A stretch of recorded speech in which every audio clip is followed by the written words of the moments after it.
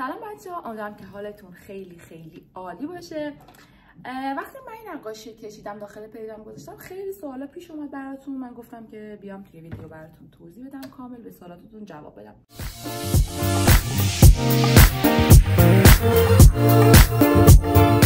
زمانی که میخواین یه نقاشی سایز بزرگ بکشید، حالا این خیلی هم بزرگ نیست، فکر کنم 40x50 باشه، ولی خب نسبتا بزرگه نسبت به این تابلویی که قبلا کشیدم.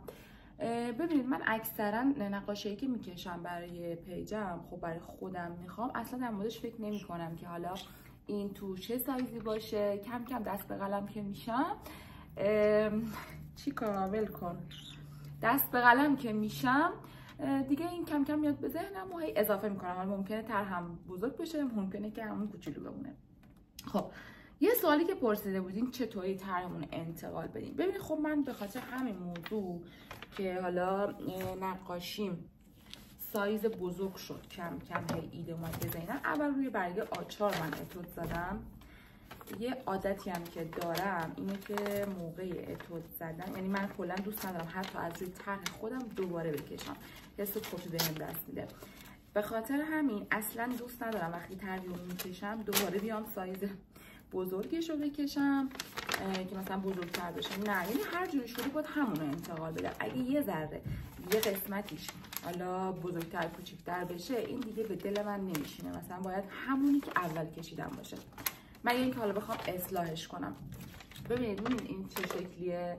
من اول این صفحه رو کشیدم، بعدش خب احساس کردم که میتونم خود خانم فیل کشیدم آقای فیلم بکشم.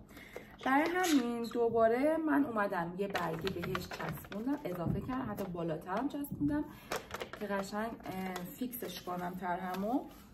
بعد طرحمو کشیدم. برای انتقال طرحم چیکار؟ برای انتقال طرحم پشت طرحمو با مداد رنگی رنگ کردم کامل. بعد اینکه همینو من روی مقوام میچسبونم، با چسب فیکسش میکنم، دوباره یه دور از روی اینا رد میشم و طرحم کاملا روی مقوام میفته. خب اینم از این. طرحمو من اینطوری انتقال میدم. خب روش‌های دیگه هم هست که من توی پیجم گذاشتم، همین که خب الان یه کوتاهش بهتون میگم. مثلا میتونید با استفاده از آیپد اگر دارید، مثلا میخواید یه طرحی رو انتقال بدید، میتونید از اون عکس بگیرید، بعد مقواتون روش بندازید، نور آیپدتون رو زیاد بکنید، بعد بیاید نور خونه رو مثلا کم بکنید، نور محیط رو کم بکنید که قشنگ اون دیده بشه. یا مثلا وصله خیلی‌ها مثلا چیز میکنن روی پنجره میذارن، خیلی راه ها هستش حالا برای انتقال طرح. من روشی که خودم انتخاب میکنم، میز نورم هستش، روشی که خودم کار میکنم همینه. سوال بعدی اینه که با چی کار شده این نقاشی. ببین بچه‌ها، چون سایز بزرگ دارید کار میکنید، خب سایز بزرگ دارید کار میکنید، حتما اگر سفارشی نیست، ببین اگر خب مثلا یکی هست سفارش میده بهتون، بعد میگه که من دوست دارم الا و بلا با مداد رنگی کار بشه، چیکار خیلی شیطون شدی یا الا و بلا با مداد رنگی کار بشه، خب شما مجبورید زمان بذارید براش و یه سایز بزرگ رو که با مداد رنگی خیلی هم طول میکشه براش کار بکنید. حتما باید زمان کافی داشته باشید. ولی خب وقتی برای خودتونه یا اصلا اون کسی که داره بهتون سفارش میده براش مهم نیست با چه متریال کار بشه، شما میاید زمینه کارتون رو با آبرنگ یا ماژیک یا هر چیزی بیس کارتون رو رنگ‌آمیزی میکنید که هم کارتون سریعتر پیش بره، همین که تمیزتر بشه و کامل پوشیده بشه دیگه. کاغذتون مقواتون کامل پوشانندگی داشته باشه و هیچ جای سفیدی کاغذ باقی نمونه.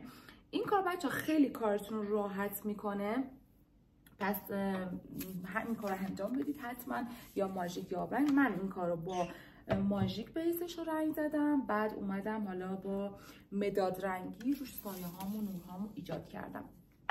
خب اینم از این سوالتون. من سوالاتون رو همینجا نوشتم. مقوایی که استفاده میکنید کاملا بستگی داره به متریالی که استفاده میکنید. متریال مثلا ماژیک، من به خاطر اینکه هم ماژیک بود هم حالا مداد رنگی بود، بیشتر به خاطر مداد رنگی، به خاطر ماژیک من اومدم از چیز استفاده کردم، مقوای اشتنباخ گرم بالا استفاده کردم. که بتونم هم روش ماژیک کار کنم هم مداد رنگی رو باهاش کار بکنم.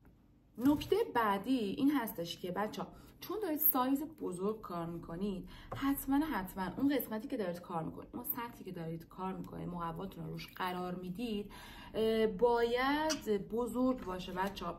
مثلا یه میز تنگ انتخاب نکنید، یا اینکه روی میز خیلی کوچیک تنگ، یا روی میز کوچیک قرار ندید، به خاطر اینکه بچه‌ها شما باید در نظر داشته باشید که اون ابزار و متریال هم که کار میکنید باش، وسایلی که میخواید باهاش کار بکنید استفاده کنید، اونجا قشنگ جا بشه که شما حالا مجبور نباشید دورتون خیلی شلوغ کنید، چلخته باشید و اینا که اعصابتون هم خورد بشه موقع کار کردن. پس حتما اینا رو در نظر داشته باشید. بعد محیطتون رو شلوغ و شلخت نکنید که خب نقاشی سایز بزرگ کلا خیلی ممکن اگر میخواید سایز بزرگ کار بکنید حتما باید این موارد رو رعایت بکنید که حالا مثلا اگه ماژیک هست، یه وقتایی خودم پیش میاد که دورمو خیلی شلوغ میکنم، بعد دنبال چیزام میگردم، خیلی حین کارم سعی کنید که مرتب باشید، هر چیزی که دیگه نیاز ندارید بذارید کنار. مثلا ماژیک اگر هستش اون رنگایی که انتخاب کردید بذارید داخل بستش، حالا کیفش یا همون باکسی که داره، هر چیزی مثلا بذارید تو لیوانا که دیگه اگه نمیخواید دیگه ازش استفاده نکنید و دورتون رو شلوغ نکنید. خب نکته بعدی، سوالی که پرسیده بودید، بچه‌ها یه نکته هم بگم که خیلی مهمه، خیلی مهمه توی نقاشی های سایز بزرگ، حالا بزرگتر از این هم اگر خواستید انجام بدید 100% با این نکته رعایت بکنید. بچه ها حتما دقت داشته باشید که نقاشیتون رو از بالا شروع کنید، از بالا، از وسط دیو نرید یا از اون کاراکتری که خوشتون میاد نرید این کار انجام بدید، به خاطر اینکه بزرگترین اشتباه رو میکنید، مخصوصا اگر متریالتون مداد رنگیه، چون حین کار دستتون اگر روش بخوره این رنگا پخش میشن.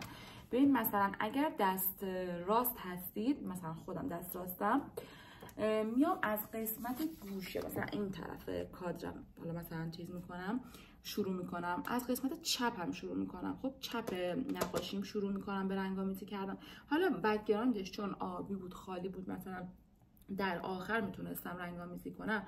اگر طرحتون خیلی شلوغ باشه، مثلا تا اینجا پر کرده باشید، میتونید یعنی باید این کار بکنید که از گوشه شروع بکنید. حالا اگه دست چپی هستید که کاملا برعکس از راست باید شروع بکنید. خب پس حواستون به این قضیه باشه. یا اینکه از همون چپ مثلا شروع میکنید به پایین به راست، کم کم چون حین رنگامیزی کردن که از چپ شما شروع میکنید، هر چی میاد به سمت راست دیگه دستتون رو مجبور نیستید ببرید به سمت چپ. و اینکه حتما یه دونه کاغذ زیر دستتون باشه که رنگا رو پس نده. خب یه نکته دیگه هم این که بچه‌ها برای نقاشی سایز بزرگ اگر زمان دارید و سفارشی نیست، حالا اگر سفارش هم هستش و زمان زیاد دارید، حتما این نکته هم در نظر داشته باشید که به چشم یک سفارش عجله‌ای اصلا بهش نگاه نکنید، به چشم پازل بهش نگاه کنید. من همیشه میگم سایزهای بزرگ باید به چشم پازل بهشون نگاه کرد. مثلا وقتی خسته میشید، اول که حتما یک گوشه مثلا شروع کنید کم کم اون گوشه رو کامل پر کنید. اگه قراره دورگیری بکنید، اگه قراره حالا نور یعنی هر جزئیاتی قراره براش بذارید، همون لحظه اضافه کنید دیگه. مثلا نیاید همه رو یه بار بیس بزنید، دوباره بیاید سایه بزنید، دوباره بیاید نور بذارید، نه، چون ممکنه یه قسمتی از قلم بیفته و همین که شما یه قسمتی رو کامل رنگ میکنید جون میگیره، برای بقیه رنگ ها بهتر میتونید تصمیم گیری کنی، یه رنگ خیلی مثلا جذابی بشه، کامل بشه اون طرحتون، خیلی بهتر میتونید این کار رو انجام بدید. خب اینم از این. پس خسته هم که شدید حتما بذارید کنار، با خیال راحت برید استراحت کنید. اگر تونستید همون روز بعد از استراحتتون 1-2 ساعت استراحت کنید، چون هم برای سلامتیتون خوب نیست. سلامتی خوب نیست که پشت سر هم کار بشه، کمر درد، گردن درد، کتف درد، دست درد، همه چی میاره. خاطرتون جمع، خوبی خودتون رو نابود میکنید، کاری که خودم کردم. و اینکه وقتی شما خسته میشید کلا تمرکزتون خیلی کمتر میشه، باعث میشه که خطای زیادی انجام بدید. پس توی خستگی اصلا کار نکنید، به هیچ عنوان کار نکنید، چون خودم خیلی ضربه خوردم. اصلا قدرت تصمیم گیریتون ضعیف میشه، تمرکزتون نمیتونید تمرکز کنید، چشماتون خسته میشه، به خوبی نمیتونید تمرکز کنید روی کارتون. خلاصه از بس چیکار اذیت کردم مجبور شدم گردنبندمو در بیارم. خب یه نکته دیگه هم بچه‌ها که برای نقاشی‌های بزرگ هست، من خودم به شخصه دوست دارم نقاشیم پر از جزئیات باشه تا میتونید جزئیات اضافه کنید به کارتون، جذاب‌تر باشه. یعنی مجبور باشه بیننده کنجکاوانه به نقاشیتون نگاه کنه، دونه به دونه جزئیات ها رو ریز به ریز ببینه، جوری که مثلا در نگاه اول حس کنه چیز خاصی نیست، مثلا یه طرح شلوغه دیگه، ولی وقتی جزء به جزء ریز به ریزش رو نگاه کنه به اون کاراکترها، شخصیت‌ها، چیزایی که حالا اونجا هست بیشتر دقت کنه، چشمش رو بگیره. پس همه اینا رو در نظر داشته باشید و انجام بدید. حالا سوال دیگه‌ای هم که حالا گفتم مقواتون حتما مناسب انتخاب کنید که حالا رنگ از اون پشت پس نده، کارتون خراب نشه، قدرت رنگ پذیری زیاد داشته باشه که گفتم من از اشتباق گرم بالا استفاده میکنم برای ماژیک و آبرنگ. خب اینم از تمام نکاتی که من میتونستم بهتون بگم و راهنماییتون کنم. اگر سوال دیگه‌ای هم بود میتونید بپرسید بچه‌ها، من بهتون جواب میدم. تا ویدیو بعدی، خدا نگهدار.